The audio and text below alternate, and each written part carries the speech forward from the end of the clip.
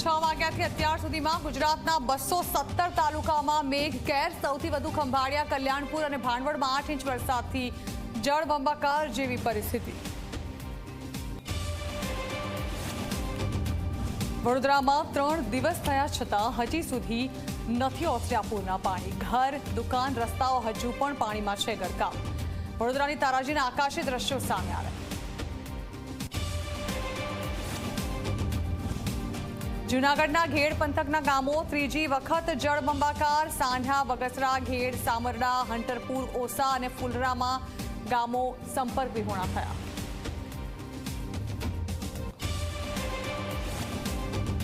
પોરબંદર અને જૂનાગઢ જિલ્લામાંથી 21 લોકોનું હેલિકોપ્ટર મારફતે કરાયું રેસ્ક્યુ। પોરબંદરના એરડા અને કુતિયાણાના કંટ્રોલ તથા માલ અને માણાવદરના વેકરીમાંથી તમામને એરલિફ્ટ કરાયા।